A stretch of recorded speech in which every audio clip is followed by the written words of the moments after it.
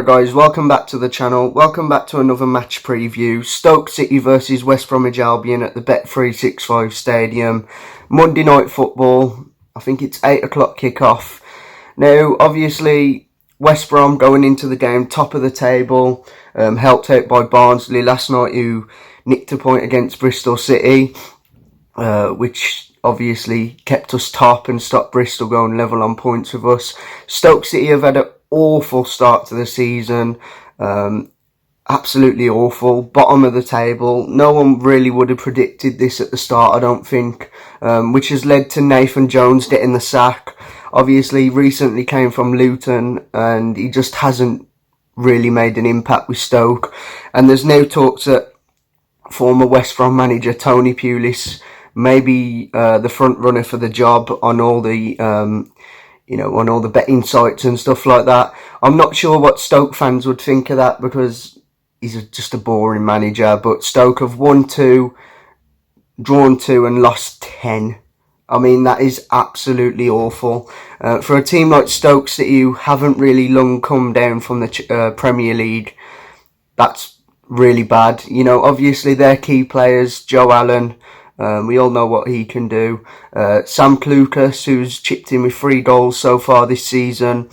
You know, it's really hard to pick any players who are really key to them at the minute, because they've all been pretty much awful. Scott Hogan as well, the former Villa striker, currently on 3 goals as well. Sam Vokes as well, 3 goals. Now, like I say, it was really hard to pick any of them because they've just been absolutely awful. In the last game, they lost 2-0 away at Millwall. You know, games what they should be going and winning, to be completely honest with you.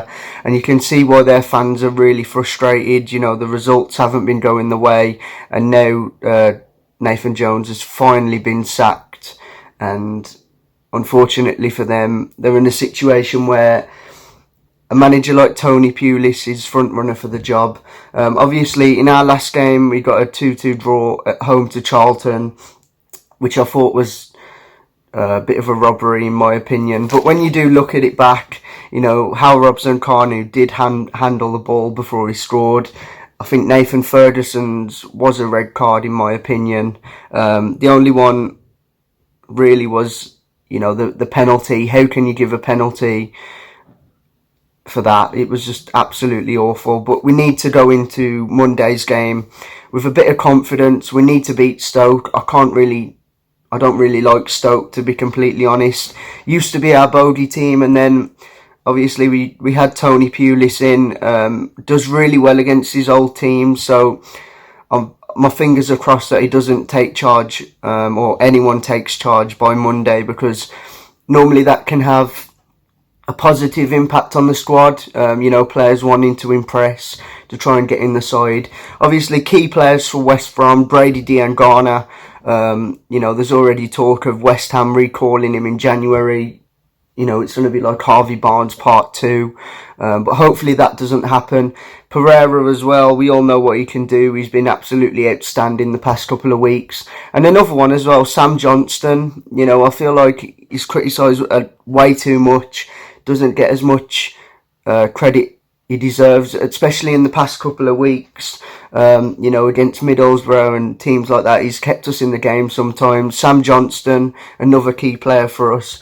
Obviously, Nathan Ferguson will miss the match with a 3-match ban.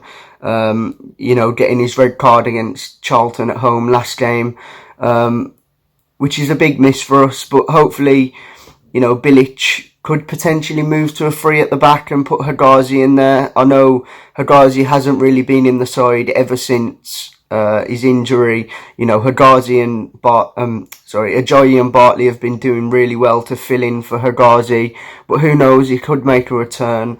I'm really confident for Monday's game, and here is my score prediction. Don't forget to like, comment, subscribe, and we'll see you on Monday night.